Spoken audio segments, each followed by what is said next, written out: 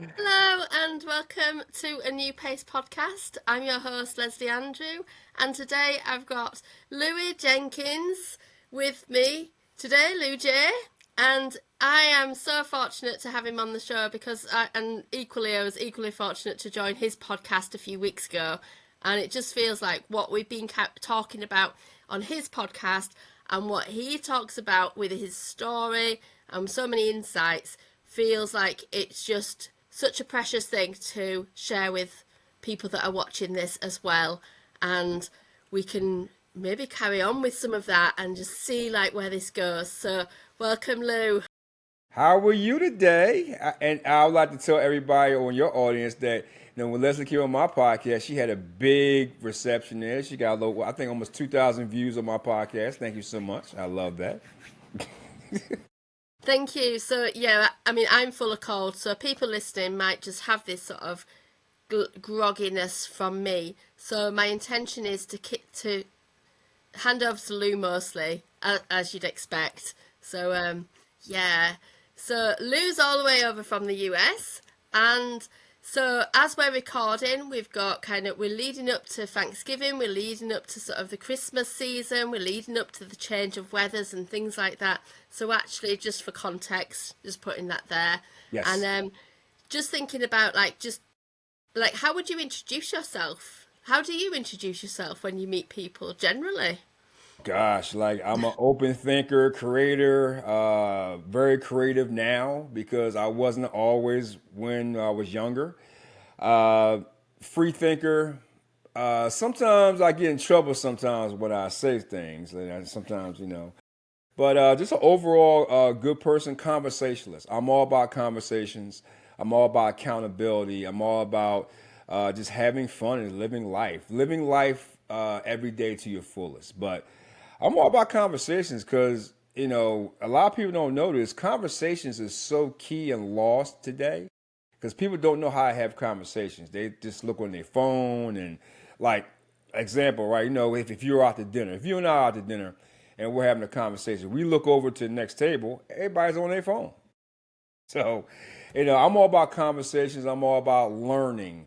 You're never too old to learn. I love to learn and just expressing myself and being creative. Creative is so key to me. I love being creative.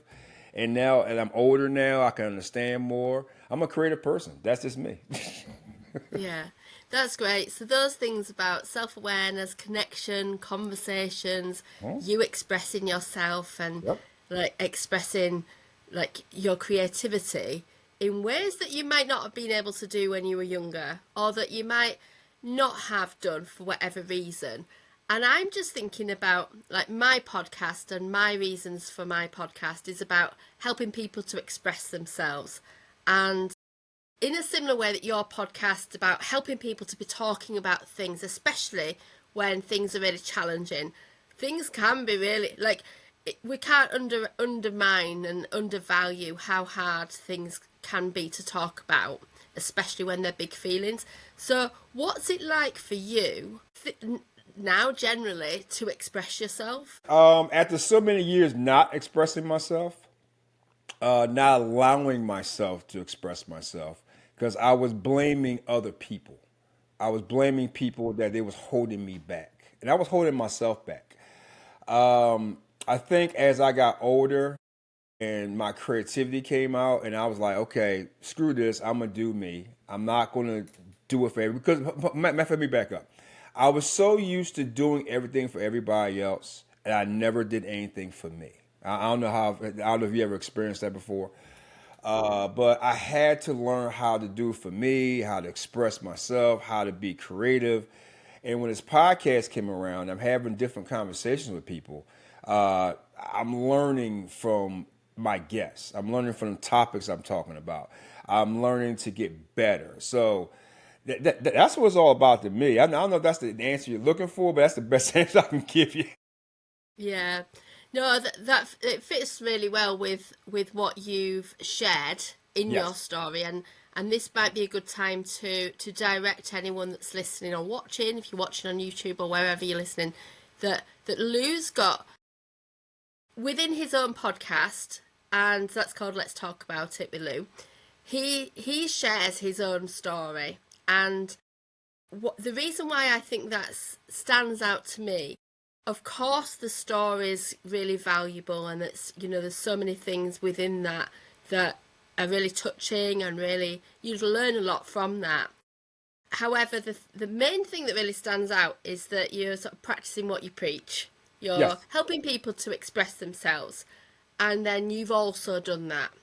And I'm thinking, well, there's parts of my story that I haven't truly expressed, and I'm doing the same. So it's helping me to feel inspired to kind of, at what point might those gaps be shared, sort of thing. Yeah. So when you are sort of thinking about yourself now, and you were saying about being creative and saying about sort of being more aware of times when you've maybe not kind of taken responsibility of things. Are, are there, yeah, can you give me some examples? I don't know, like where you would go to with that. Or, Accountability the means everything. difference. Yeah, Pardon? accountability. That's what it's about. It's about accountability. Leslie, I made a lot of mistakes in my life, and I held them in. I buried them because you know how it is when we were growing up. We're going through stuff, and things happen to us. A lot of us, I don't know about you, but maybe some of your audience, we tend to blame everybody else. Mm, I didn't do anything wrong. This person did this to me. This person did this to me. And, we had something to do with that as well. I had something to do with that. Uh, to get back to my story, when I went back to my story and told it, I need to talk about it because I kept everything inside, from childhood trauma to my 20s to my failed marriages. And, like, why am I doing these things? Why did I act this way? Why did I do this? I had to talk about it because I never talked about it before. And honestly, I had really nobody to talk about it to, because, and it was very, very tough for me to relive that, especially from my childhood. Because I don't know if you know, the childhood stuff that happens in your childhood can affect you as an adult, big time. yeah, I true. think you and I talked about that on my show. I had a lot of childhood trauma that affected me that I never talked about. I always just got rid of. Like a big example, like when I was growing up, I was never told I love you. I never was told I'm proud of you. Never was say, okay, well, you can do it. If I had a bad report card, I got a beating. you know, which nowadays you can't touch a kid now. But back in the day, we used to get whippings back in the day by our parents. But I was never told that I can be anything. So that was a stigma against me. But I had to overcome that. And the best way I can overcome that was to talk about it. And so many people gravitated towards it and came back to me and said, well, guess what? Yo, I went through the same thing. I thought I was alone in this. Like I remember like prime example, right, when I was a kid. Uh right, because you do creative art. And I forgot to tell you, I forgot to tell you this last time. I wrote a whole story, I guess, about my life in stick figures. I was like fourth or fifth grade. I think fifth grade. Oh, And like, it was like, the old stick figures, like you got the circle, the line, the little lines, that's the body, because you don't know how to draw a body. And you'll have like the words come out at the top with the circle, you got to put the words in. And I was doing a whole page of what I was going through at home. And my teacher, like, you can't do this. You can't. This is disruptive to the class. You're not paying attention to the class. But I didn't know how to talk about it. So I drew it out. Like, that was the reason why I had to bring you on my show. Not to get off your topic, but this is something that I didn't talk about before. You know, it's just the whole thing about my childhood. I had to talk about it to get over it, to be a better person today. And from the accountability part, for all my failures as a husband or a boyfriend, I had to talk about that because I was blaming those people. I had something to do with it too. So me telling my story has helped out other people, but most of all, it's helped out me to become a better person today. I hope that's the best way I can answer that question, I guess. yeah, of course. And it sounds like part of the sort of processing some of the emotional impact of things as well. Ah, yes.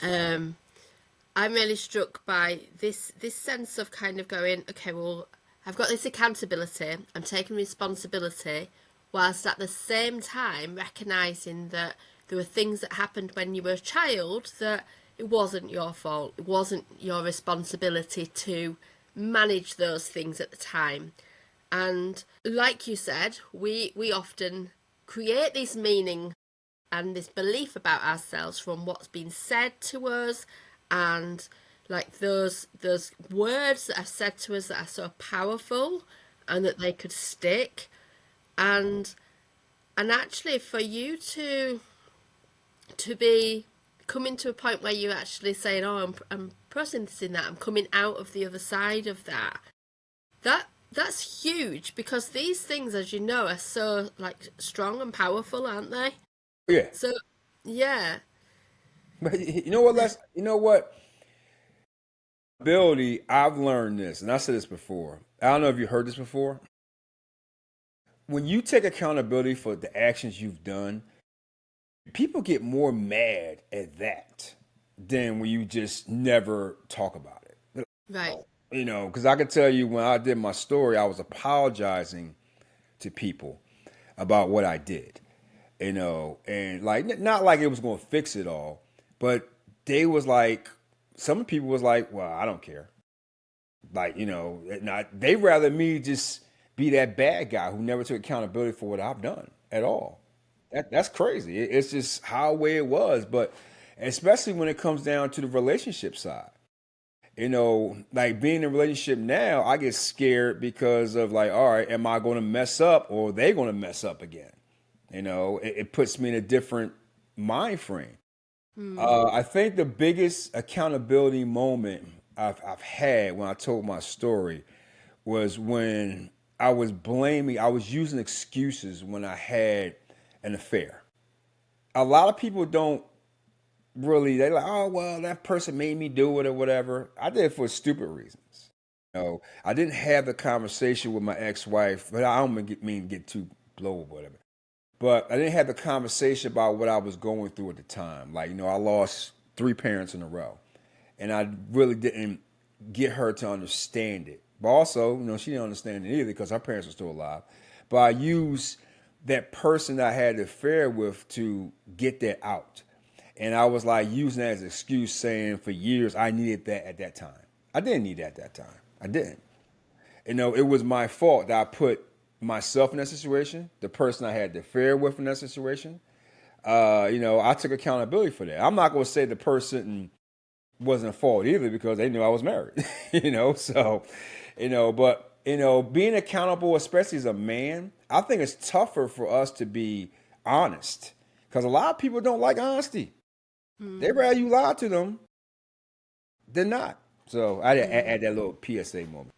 Yeah. So is there something about kind of having that certainty for people that they like to see somebody like in a certain way forever, and then when they change, that feels uncomfortable for whatever reason, and sometimes that can be a nod to, well, highlighting perhaps I need to look within and change as well, Oh, yeah. or perhaps there's things that I might need to be more accountable for rather than excuses, sort of thing. I gave a lot of excuses. Yeah. I'm all about no more excuses. I'm just going to own up to it because a lot of people don't own up to what they do. They don't. Mm, I call them frauds. mm, So I call them fake book. yeah, You know how they do on fake book. Everything's happy. Everything's this and that. But yeah. no, that's it. You see, you see that sort of, the positive side rather than what's really going on for somebody. Well, I mean, people love to put out the best picture and, you know, like their life is perfect. I don't think nobody's life is perfect. But I mean, it's okay to put out good positive energy, but you know, but a lot of people just master all the bad things that happen to them. They just want to bury it for the rest of their lives. I don't do that. I want to talk about it. I want to help me first and help somebody else out later because my story and the other stories I bring on my podcast have helped out other people. So I'm happy about that. That's why I do it, and I love what I'm doing. And especially where I try to get creative with the questions and the conversation, so it can gravitate more towards the audience. Especially because creativity is so huge in today's age. Yeah, yeah. And you said a few times about being creative. How and in what way, and like, tell me about your creativity. Man, it's all over the place. I could have a conversation with someone and they can say a certain phrase. I can create a whole new podcast off that phrase. I can create, like, I can see something on TV, like, oh, wait a minute, I can do this. Or I can create it this way. Or I can create like a new avenue, a new show. Or, because, my podcast has everything on it. Yeah. Everything. From, I wanted to talk about, I got creative with my whole Brothers Talk one for men's issues today. 'Cause a lot of men, you probably know this, and we talked about this before. Men do not talk. They do not talk. So I want to talk about that. Have men's issues so they can help out other people. I try to be creative with that. I try to be creative with the questions I have. I try to be creative with graphics because when I was a kid, again, my creativity was drawing everything on a little cardboard paper, and I was too ashamed to show it. Too ashamed. 'Cause, when you're a kid, people they laugh at you. They don't want to do all that stuff. So I tried, and I remember I went back to my childhood, and I was like, you know what? I'm going to do what I did as a kid. I'm going to start drawing everything out because I have a whole sheet over there about stuff I'm going to do. And I'll draw it out on a piece of paper. I put it on cards and stuff like this and whatever. And I get creative that way. In my mind, I can understand it. But you can be creative in all type of different ways. Yeah, because it's not necessarily about making a picture or making some art. It's like often about ideas and like doing something different. And it really struck me that you said about not wanting to share things with people. And bouncing back to what you told me about drawing the experience of being at home and having that ignored, it makes sense that you might not then want to share other images with people. Hmm. And part of what you said about the sketches and those I've got these, I'm drawing this, is that in a school these days, I think the response from the teachers would be quite different. And yeah, I'm really mindful of Depends. how there can be lots of feelings that come up from sort of knowing what we know now and having experienced that as a child, and what comes up for you when we think about maybe changes in how society looks at, you know, It the depends on where home and you're stuff. from. It depends on where you're from. It depends what school you're going to. When I did it back in the day, I mean, that was a no-no. Nowadays, like you said, more teachers now are more appreciative of it because that's how they're expressing themselves. And I feel everybody should express themselves that way, and especially if you're a parent.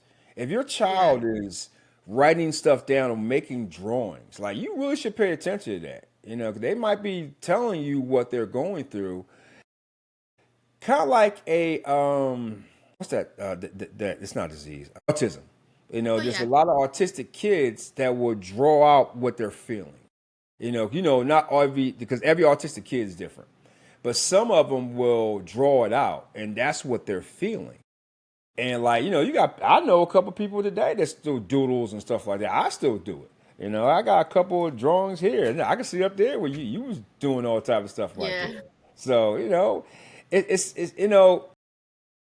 because I remember back in the day, I was so ashamed, and sometimes I get ashamed now because not as much, but like because people are like, that's stupid, that's dumb. Why would you want to draw stuff down or whatever like that, or talk about this stuff?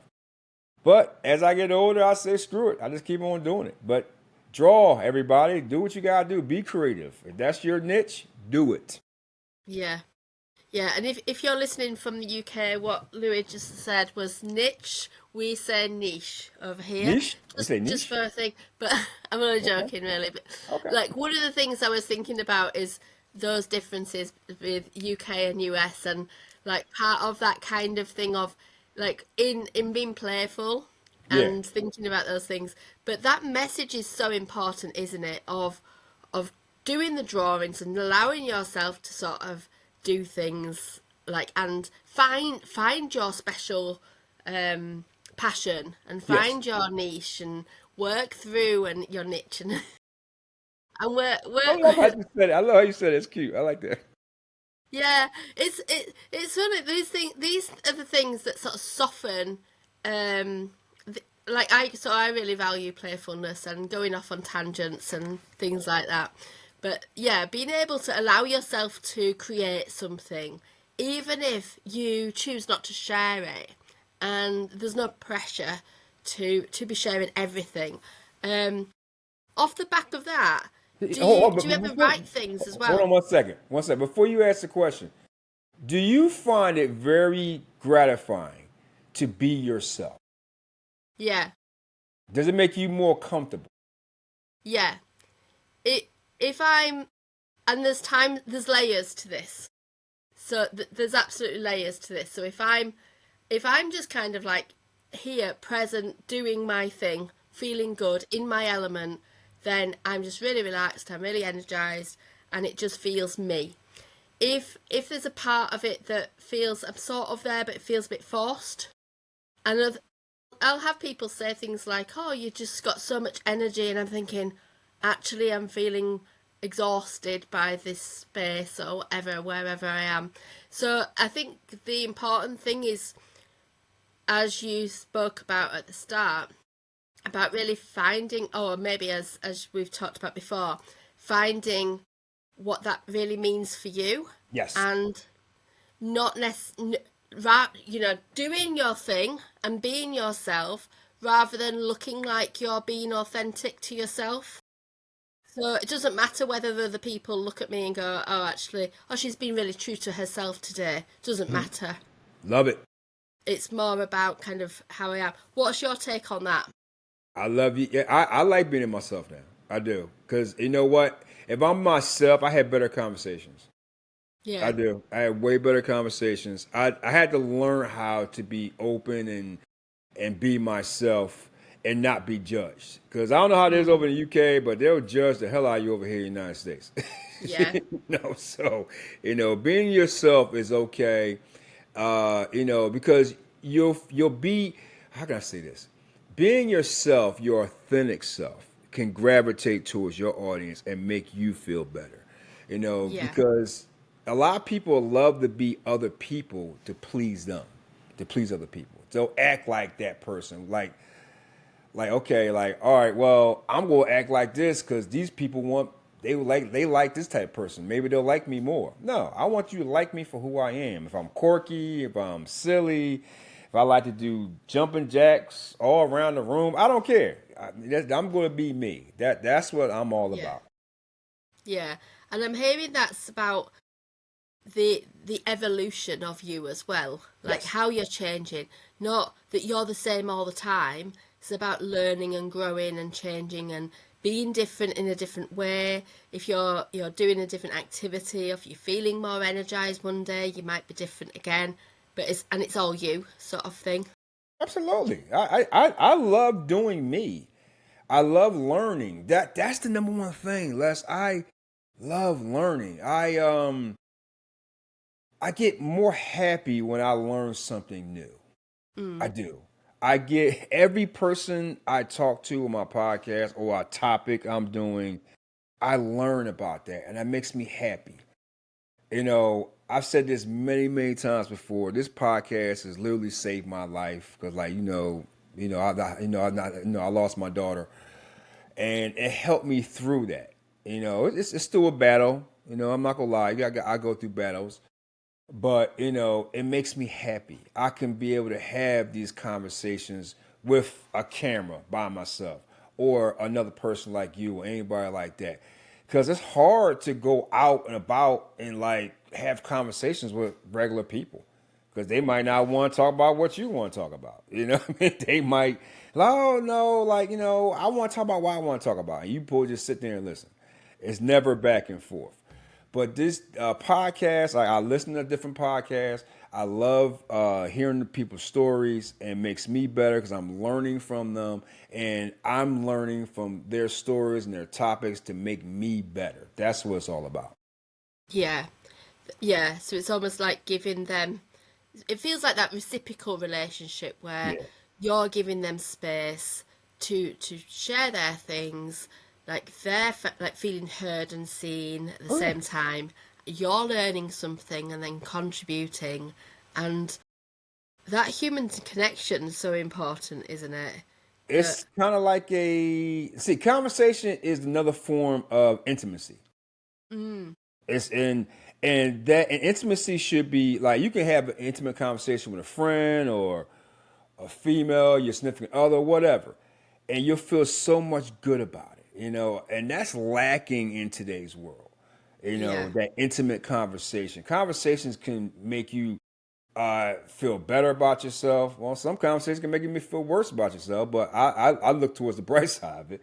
But conversations is key, especially the intimate conversations. Like I love to have intimate conversations with about any topic or whatever. Some topics, you can't be intimate though, but you know what I'm saying? But still learning the overall is good. yeah. And I'm really struck by, what you sharing about your daughter who Yes. passed away some years ago, and other losses like family losses, and how actually, you sharing that very publicly online, and that can feel very personal and very intimate, and people are listening, and you don't know what they're going through, and that can really help somebody to hear that they're not alone, that they're Yes. not the only one that's experienced this, and that actually just hearing that could have a real impact and like really make a difference, and like sharing those sorts of things whilst at the same time you kind of sharing that you're still going through it, and it makes total sense. And this is why I really appreciate you sharing those things. And I think sometimes we hear this message of don't talk about it until or don't talk about it from the wound, talk about it from the scar. Yeah. Have you heard that phrase before? I don't know, Yes. like whether. And this idea that like we can't talk about the thing that we're going through publicly or with people unless we've kind of already done the work and got through it. And that to me feels really lonely. So, and I wonder like whether, do you see a difference in how people are about, like, I'm Hmm. just thinking about like what it's been like for you sharing those things. Do you see a difference? You know what? A couple people asked me, why are you sharing this story? I'm actually starting a series now because I have a couple of guests, but actually have one coming on next week. How people deal with grief, Yeah. and everybody experience it differently. I don't know if you noticed. I don't know about how it is in the UK, but here in the United States, if you remember last time, I'm a stats guy. I love stats. Yes. Grief dealing has went up 38%, and people cannot take. I'm sorry. People dealing with grief has had a lot of negative outcomes to it, to where they're actually taking their own lives, and it's went up 38% here in the states in the last 2 years. So when I saw Yeah. this stat, that's when the creativity came in. I was like, okay, I'm going to this. When if I'm going to talk to people how way they deal with their grief, because it might help someone else going through this. When I went through it, when I first went through it, which I'm always going to go through it, because no parent should ever have to bury their child. The child should have to bury the parent. Yeah, it's awful. I had two attempts. The first attempt was right after the funeral and stuff like that. I tried, and for some reason, it didn't happen. So it was meant for me to keep on talking. Yeah. The second time, I was real, real close to. I was having a bad time in my life, and that's when Tammy Lynn Connors, the one with the Hope podcast, got in contact Yes. with me. And when I went on her podcast, it made me feel safe, and I felt good about it. It was meant for me to talk to her. And while I'm doing so, I just kept on doing the podcast and stuff like this and that. But the whole grief thing is very, very hard because everybody handles it differently. People have lost their mothers or, whatever loved one you've had. And, for me as a father to lose my child, it's like a hole in my heart. It'll never go anywhere. It's just there. It's affected me, Lesley, to the point where it's hard for me to trust. It's hard for me to fully love, you know. And a lot of people don't understand that, because a piece of my soul was taken away from me. And it's tough to deal with at times. You got holidays coming up like this Thanksgiving is one of her favorite holidays. I'm going through all this. I had to think about this. I had a moment actually last night where it just came out like that, like automatically, and I had to go to bed. I just had to shut down. I was going to stay up and do some stuff and watch some. I think it was a wrestling thing that was going to come on. I was like, I just shut down. I just went to bed. And it's hard for someone of anybody to deal with that type. So that's why I came up with the avenue of bringing more people on to talk about grief. So we can all at least help out a couple of people. But grief is it's tough. I mean, listen, I get it. We all go through grief. We all lose a loved one, but people handle it differently. Like I said, we're up 38% with people who can't handle it and they're harming themselves or they're taking their own lives. So I say, you know what? My creativity mind came in. I'm going to come up with a new form, throw it on there, talk to people. Maybe their words or my story can help one person. Maybe we can take that 38% down to 37, 36. I don't know. I'm just gonna give it a try. There you go. Yeah. Yeah. It's and hearing those stats and hearing like, just the emotion from you and just the how important this is. Excuse me, my Okay. cold's all over It's the all right. place. How important that is for you makes me think of how powerful that could be and how you sharing that those that moment of going on like on the podcast that made you feel safe and then feeling that it's okay to tell these stories and that we can take those steps and thank goodness you are still here, but I know not everybody does make it, and this is the thing that can be even more important to talk about things because like what I'm kind of I suppose one of the things that I hear a lot about is how like most probably more so in men, Hmm. but and whether you kind of see this in the US or whether it's across the board, and thinking about men's mental health and what do you notice? Do you, I mean, as a woman, you're a man, as a woman, like whether you've got kind of other people, do you notice differences in how people Yeah. cope with things? Oh, 100%. It's all about for older men. Right. It's the way you was raised. It's the way you was raised. I don't know how it is in the UK, but here in the states, we was raised. I was raised, and a lot of other men I know was raised to suck it up. You can't show emotion. Yeah. I give you a prime example. When I was 15, no, I was like seven, to tell you the truth, but I really got it when I was 16. And my old school down south grandmother literally told me, do not ever cry in front of a female. That shows weakness. No woman wants Wow. to see a man cry, because it shows straight weakness.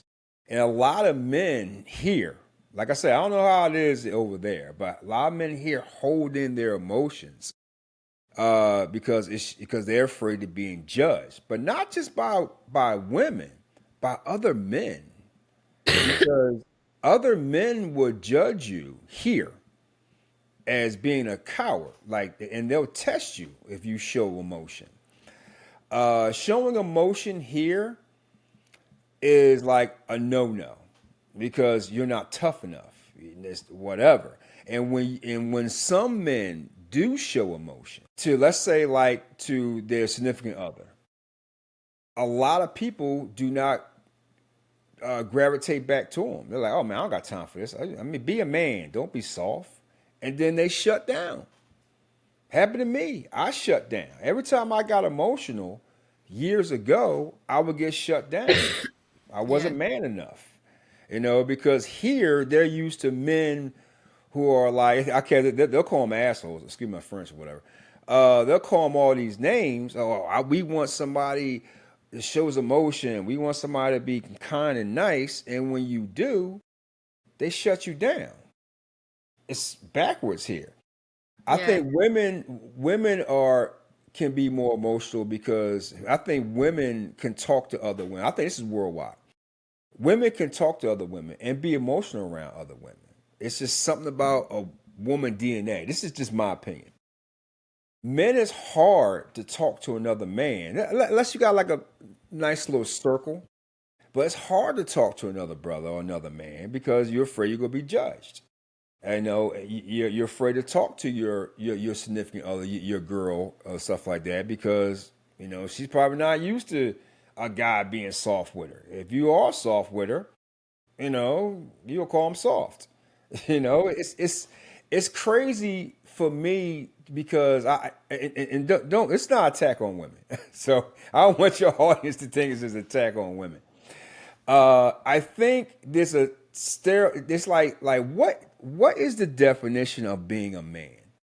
And every man has to ask himself that question. Are you supposed to be strong and brave, sentimental, whatever?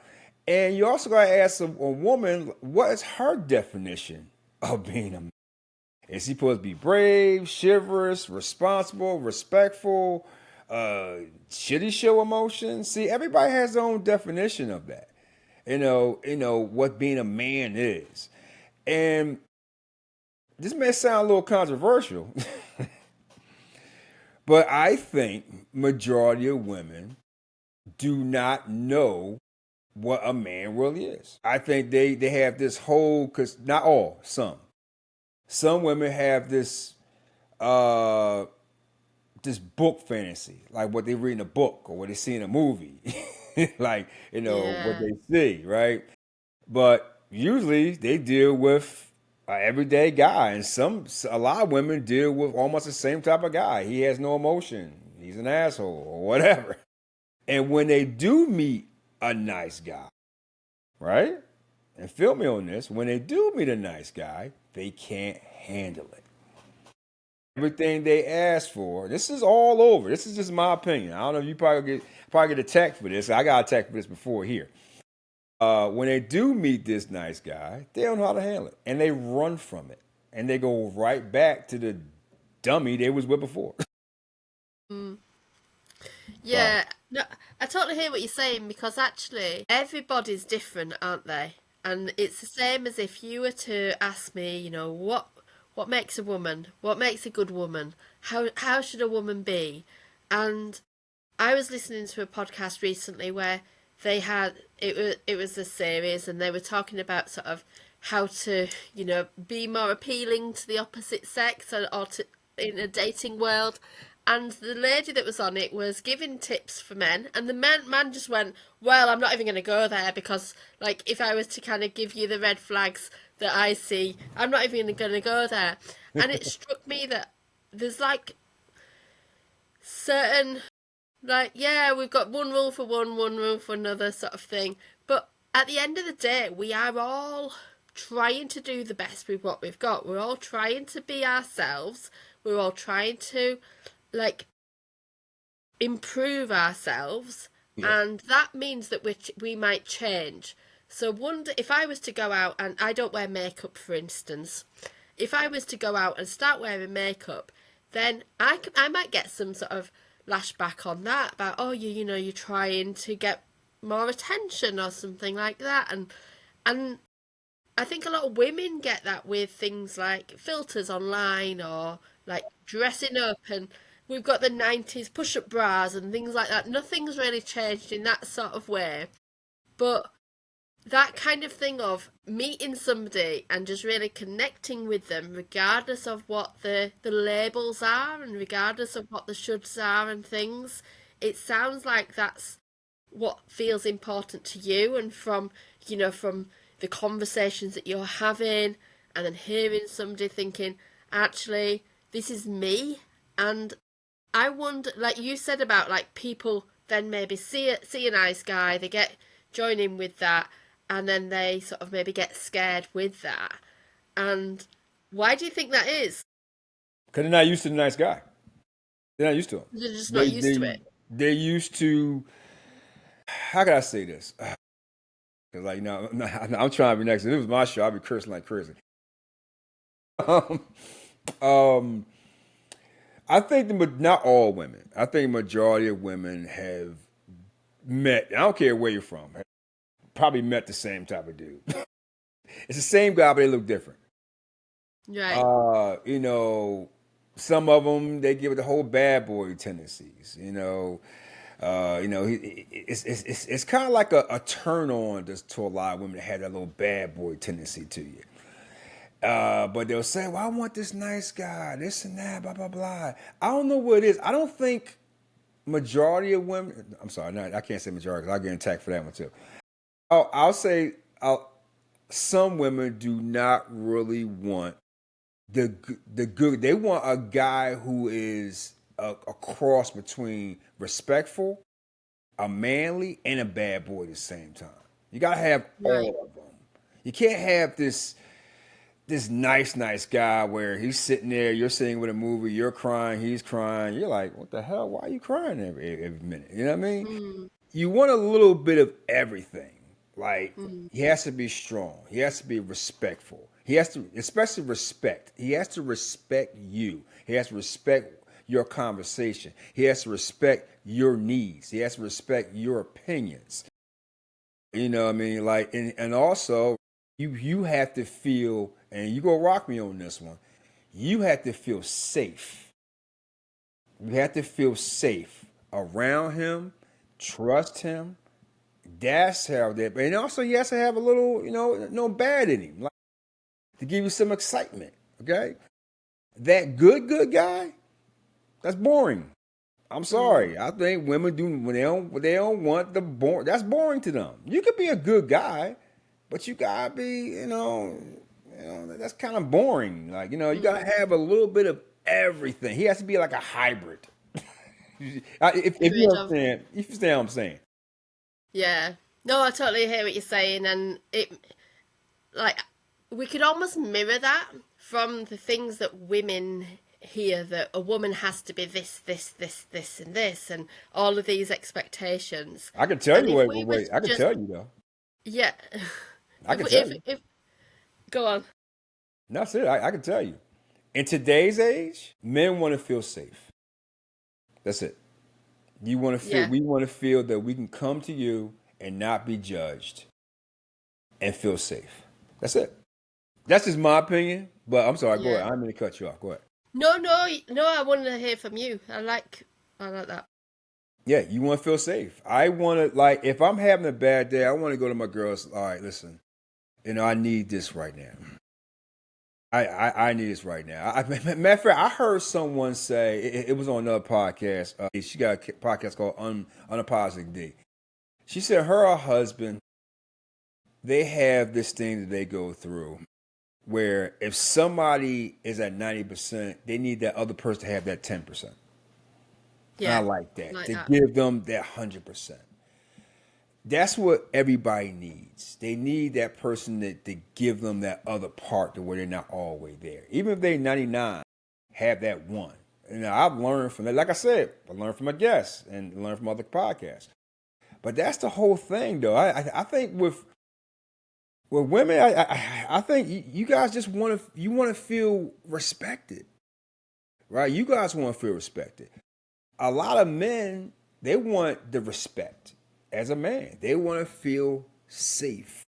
They want to feel Yeah, safe. And the respect has to go both ways. Because, a lot of men, typically and historically, they have not respected women in the past.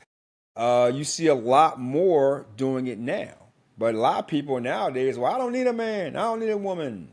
I'll be by myself. I'm independent. I think this is a bunch of crap. Mm. But, that's just me. Yeah, it sounds like you're kind of nodding to those changes that sort of happen in society, and like such broad spectrums, aren't they? It's like stereotypes of the good guy and the bad guy, like, and actually, um for me it's about feeling safe, Yes. feeling seen and feeling understood, sort of thing, and Yes. having that connection, having someone that you can have a decent conversation with, but you can also feel physically and psychologically safe with. Yes. And you're saying exactly the same thing. And at a training I went to, there was a conversation about this, about the differences of men and women. And they were saying about like how men like to feel more in control, sort of thing. So this is this what was like, feel respected and feel in control and feel all of those sorts of things. And women like to feel seen and safe and sort of understood. However, what this feels like, and what I'd kind of think about as well, is that we all just want to be treated well and Yes. feel good. You don't want to hang around with someone that makes you feel rubbish. You just want to feel like that you can be genuine when you're around people. You can be yourself when you're around people. That's hard to Whether do, though. man, woman, what friendships, whatever it is, whatever your gender is, whatever your sort of background is, that you can feel that you can talk about things Oh, yeah. without thinking, oh, have I said the wrong thing? Does this feel right or wrong? And yeah, You will know when you meet the right people in your life, friends, relationships, significant other, whatever, when you can be yourself and feel comfortable. You will know yeah, automatically. And when you get that, you better latch on to it. And when those people make you feel comfortable about being yourself and you both can feel yourself, go for it. But people get caught up on, I don't know how it is over there. People get caught up on looks over here. You gotta have the yeah, look. They can look like amazing. He could be the hottest guy in the world. She could be the hottest chick in the world. But they could be the completest non-personality person out there. But they'll settle for it just because they look good. No, you yeah, gotta be comfortable with the person you're with. And I'm not saying you want to be with a person you're not attracted to. I mean, you gotta have some attraction to the person. But you want to feel good around that person. You want to feel safe around that person. I think nowadays the word safe is the biggest thing nowadays for men and women because you want to feel safe around each other. And that's what it's all about. yeah, yeah. And whether you're linking that back to things that have happened in your past, like those entrenched things that have happened when you're very little and being told not to cry in front of women, for instance, Yeah. or whatever it is, like so many experiences that you've had, but other people will be having and thinking, oh, actually, part of the development, I say, is being aware of the patterns and being aware of that happened, and the feelings that come up from that are that, and that could have meant that at the time, but maybe now that I know something different, it might mean something new. Yeah, So that understanding of your life can really build you to sort of where you are now, sort absolutely. of thing. Like, and then thinking about like where you're going sort of next. So Love you it. said about the series about grief and guidance around that. Mhm. So do you have any other things that are going on for you or that's coming up next for you in Oh, your God. what's next in your life? Well, with the podcast over my life, Whichever direction you wanting to share. you know what? Well, right now, my life is all about the podcast right now. I'm not going to Yeah. lie. I can tell you my season 3 is coming up this January. I'll be going on my, I'm about to complete my season 2. Season 3 is going to be great. You know, I got whole new. I'm doing a lot more of me because a lot of people want to hear. I guess I don't know why more of me. I don't know why, but it's what it is. A lot of topics, a lot of journeys. I have more guests coming back on. Like some repeat guests I want to Yeah. bring back, especially you. You got to come back on too as well. Oh, 'Cause yes. I got something special planned for you. But Oh, now I'm uh, scared. you're right. No, And count me in. Count me in. yes, automatically. You know what I mean? And it's different series I want to bring, especially the grief one I'm doing. I'm doing more history. I'm really, really excited about one I'm working on. And I don't know if the UK audience is going to gravitate towards this, but the American audience will. It's called Black Enough. Oh, okay. Yeah. Uh, it's a stereotype about black, especially this is about black men. It's a stereotype about black men. Are you black enough? Or what some people call white black because of your speech or your tone or where you grew up at. Because here in the States, we have like this whole narrative of movies or videos about what black people or who black people are. And that's what you see, right? Yeah.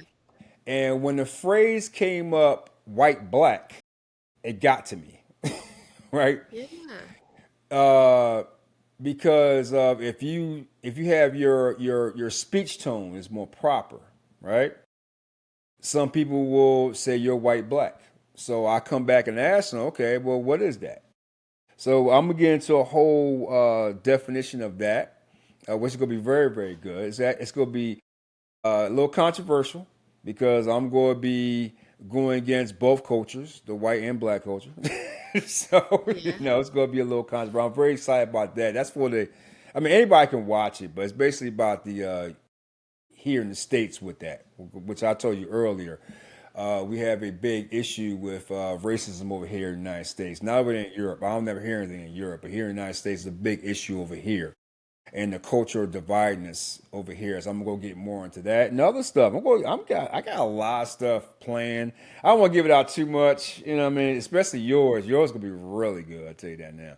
Yeah, we should talk some more about that because, yeah, be I'm happy to be caught off guard and go with the flow. But Yeah. yeah, and just to say, like some of these kind of issues that you're talking about in America, they do exist, just like in very different ways, just as much in the UK. Like there's lots of racism, lots of sexism, like there's lots of big challenges that people are facing. And Really? actually I think perhaps when people maybe don't, we maybe almost have like a TV version of different countries and cultures sometimes, and it's only really when you sit down and talk directly to somebody, like Mm-hmm.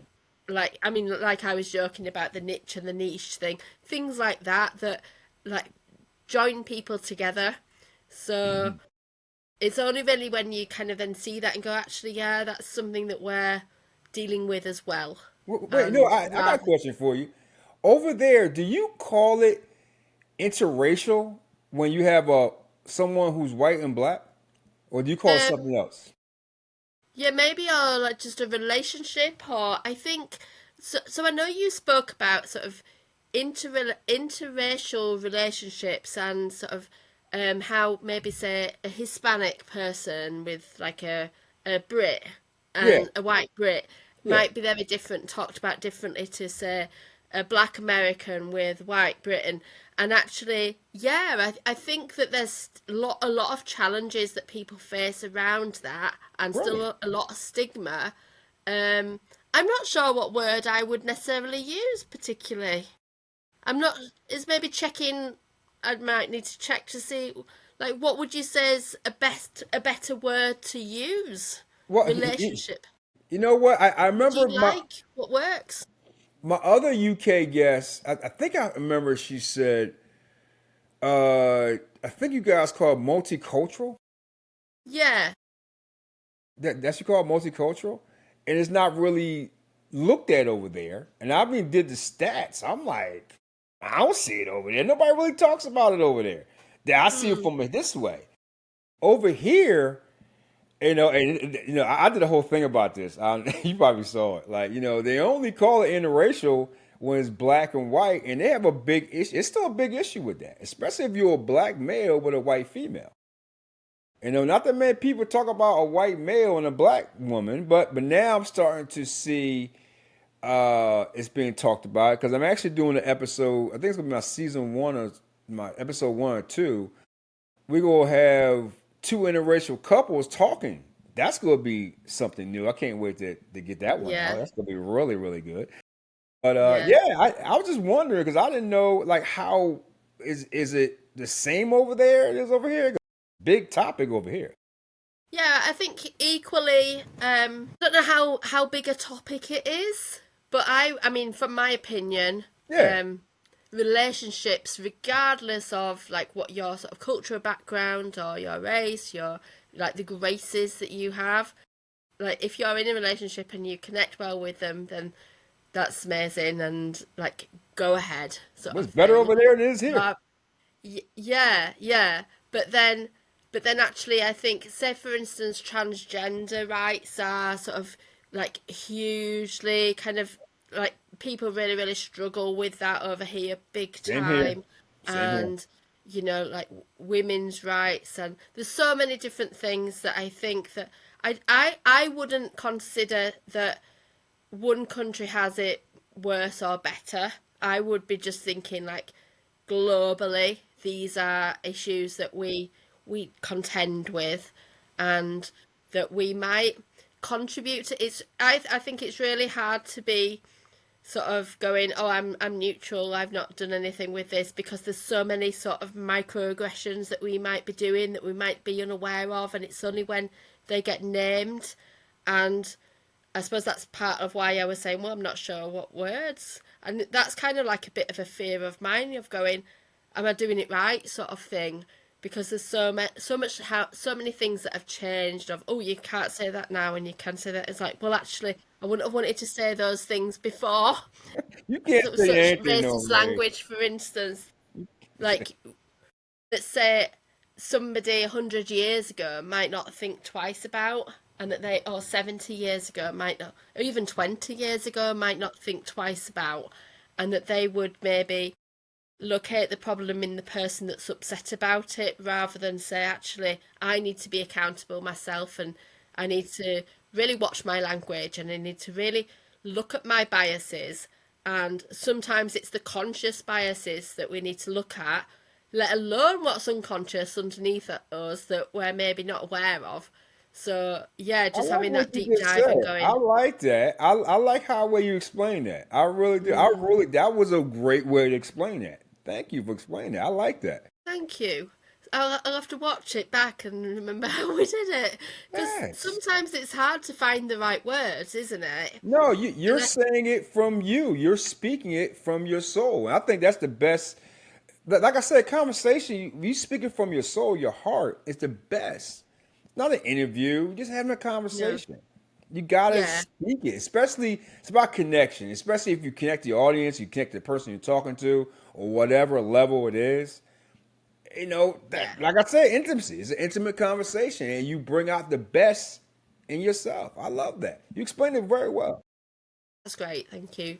So, part of the reason, or one of the things that I said when I first started back doing this podcast, before I even, maybe back in February or something, when I said, right, I'm gonna persevere with this. I'd been running it for about 4 years without really doing anything, faffing around with it. And I said, right, okay, I'm gonna do this. This is a third name. And then a friend of mine listened back to the podcast, and she said, actually, I really love what you said about just having normal conversations, being a normal person, that you're not like someone famous and flashy, or like Yes. showing, look how successful I am, and this is the 5 steps to do it, and number five's going to be like perfect, so you must watch all the way through to get to number five. So it's not like that. It's more meeting people, conversations with people, and that actually somebody, even if one person listens to one part of this and finds some value of it, then that's my work is done. sort How's of that make thing. you feel? It makes me feel quite proud that I've carried on doing it, and that especially being guests on, and I'm really grateful for all the guests that come on, and yeah, it's nice to be asked that because I think it does matter. I love that. Yeah, I can hear in your voice. You can hear when somebody's talking if they really mean it. yeah, Some yeah, people they be like, "What the hell? BSing me? Come on now!" Like, I think what we do, is for ourselves, of course, but for like, okay, are we celebrities? No, we're not. And I rather the real people conversations because yeah. everybody has a story. Everybody. And if that story can affect one, two, because I don't know if you know this, I bet you 10 to 1. There has been maybe a couple of people that you and I will never know that has affected them. We'll never know. Oh, completely, absolutely, and I think that's.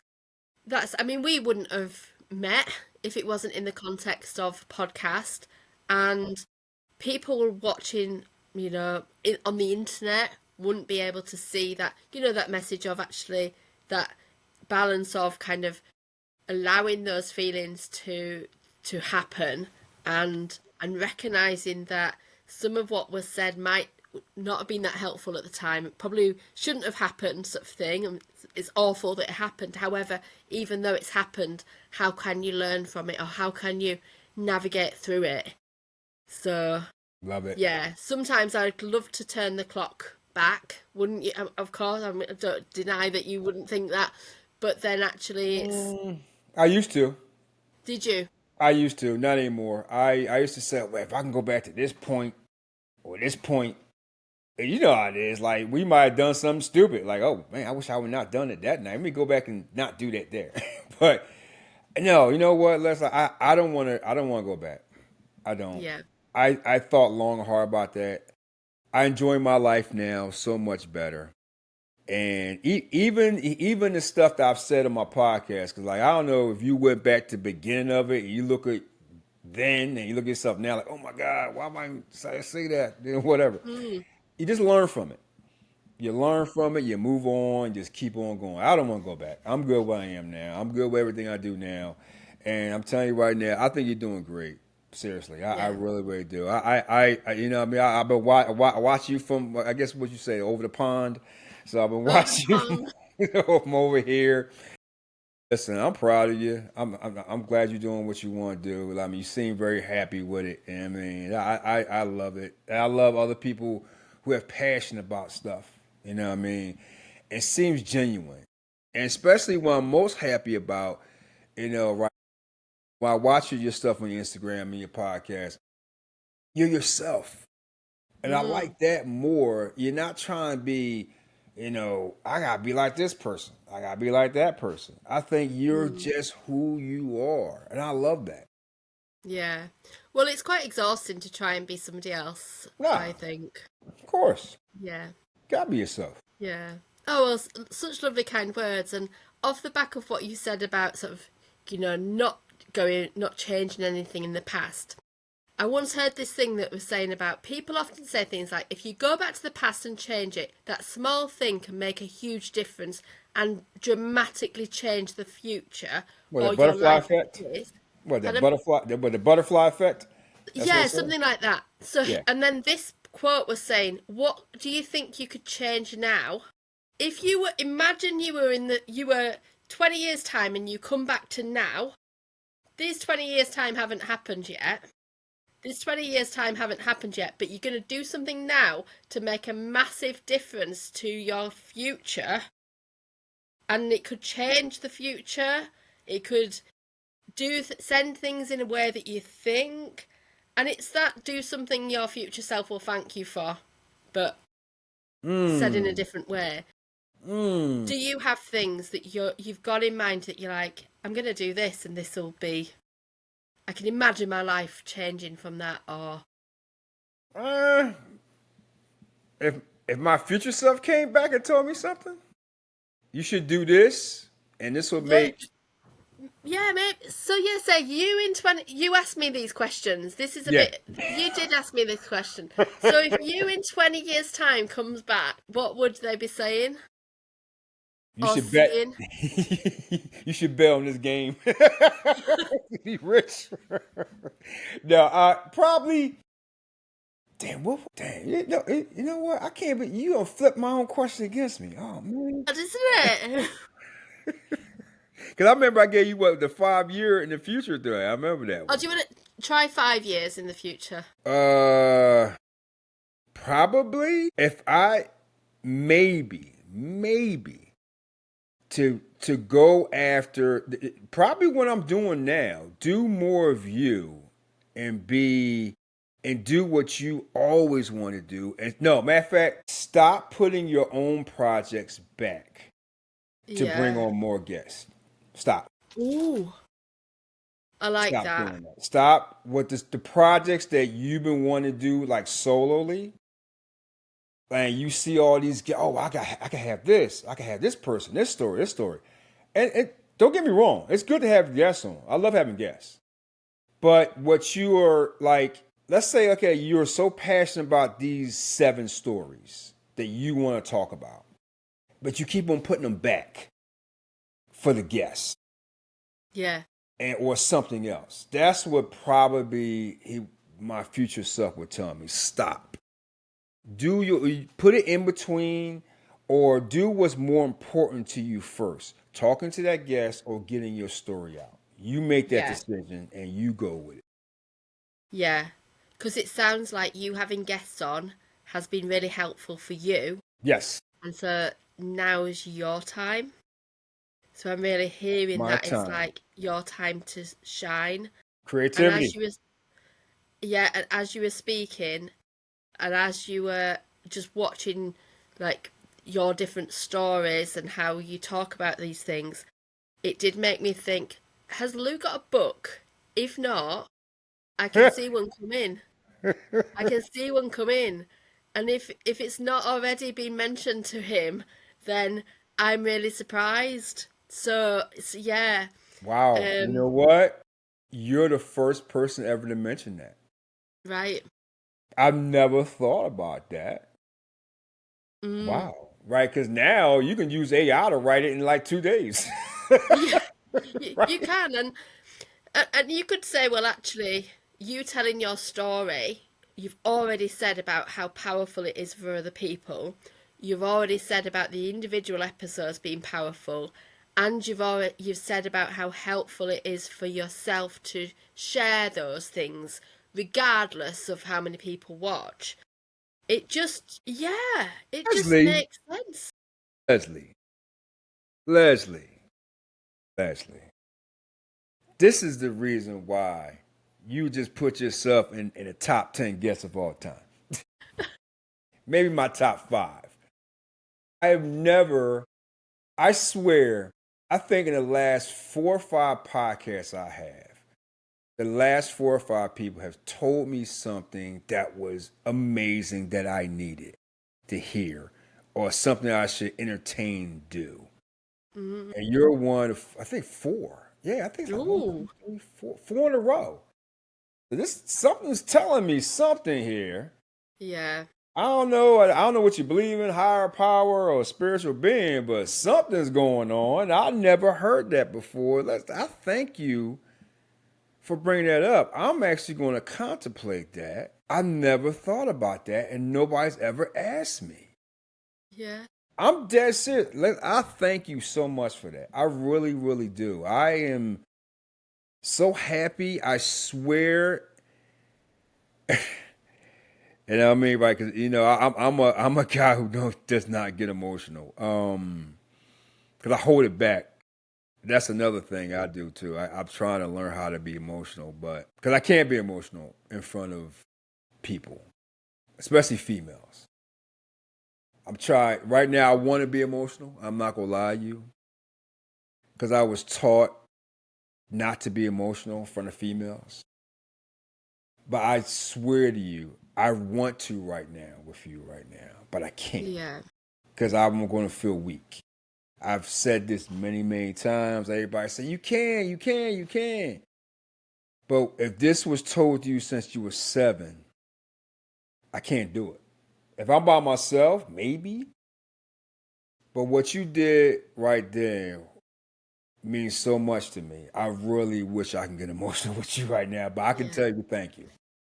But I can really feel that sort of genuine. I can feel that emotion from you, and I can feel how that might matter, and Mm. not just hearing it from me, but just it feels like you know that that would be like Hmm. something that would be useful for people, and it really strikes me that there's a context, isn't there? There's we've got to think about actually the context. Like if we were sat just in a room talking and we were talking about this and you were emotional, then my guess is that we wouldn't have the context of the podcast and thinking, oh, actually we're doing something very functional. So my guess is that actually we have to put that into place, and like just thinking back to all your experiences and the times when that belief is very true for you still, and times when you're kind of going, even though this belief was planted in me many years ago when my brain was very sponge like and I could absorb these things, even though that's true, actually I'm able to share something vulnerable, of like you sharing the fact that you'd like to feel authentic and do that. I think that's probably the most genuine connected thing that you can do. It's not about it's not about kind of sharing a tear, and it's not about, I don't know, there's so many different things that come up with that, No, so I'm I really believe you. grateful that I believe you. yeah. I appreciate you saying that. I've never heard that way before. Kind of like that, but you explained it better. And I can't be emotional without shedding a tear.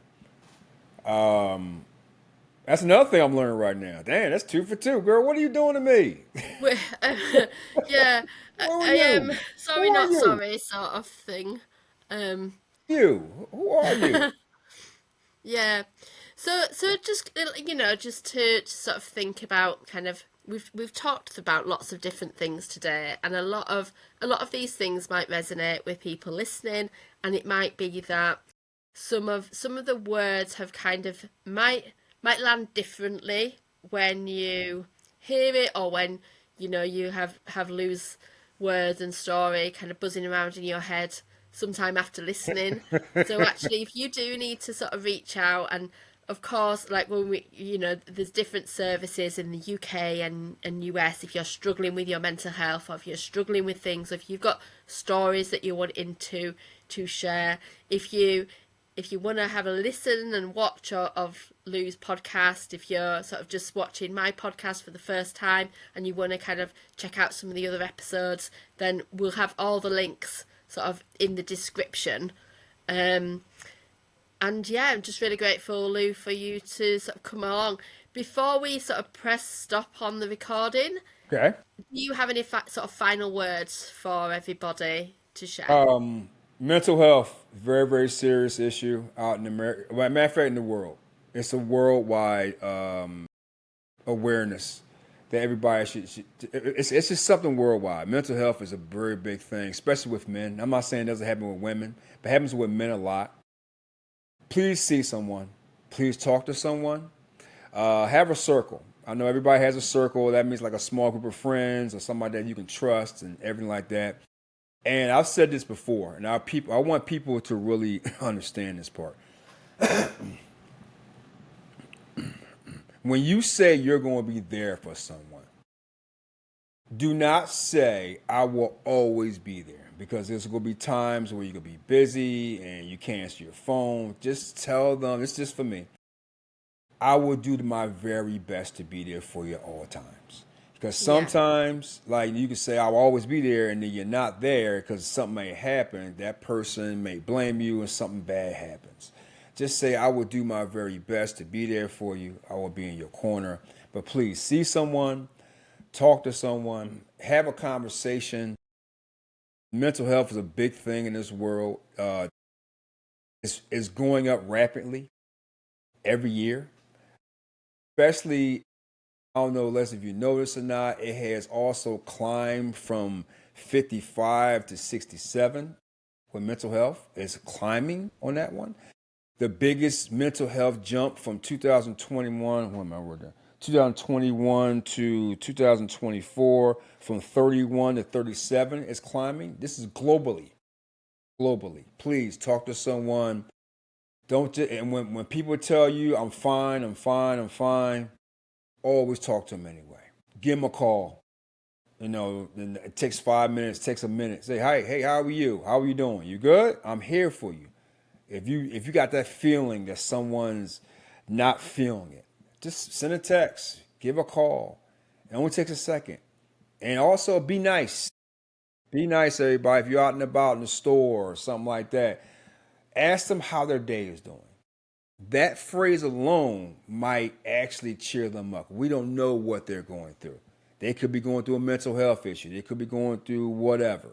Just ask them how you doing. If you're in a supermarket or your server comes up to you, hey, how's your day? That can mean the world. That's all I gotta say. Yeah. Thank you so much. And just, yeah, really grateful for you to sort of be here. And just thinking about, you know, the nature of this podcast, A New Pace. And it feels like a lot that happens with mental health is about having to step into a new pace, do something different, take time to pause, like act when maybe it might not feel right, might need to take some opposite action to, you might not feel like going to the gym, but you might go and do it, and then really like create. Like creativity is important. That Lou spoke about his own creativity, and you know it might feel quite different to everybody, and just feeling empowered as well. So stepping into a new pace can look different for everybody, and that's why we're here to have those conversations. So thank you for listening. Thank you, Lou, for coming on the show, and speak to you soon. Take care. Bye.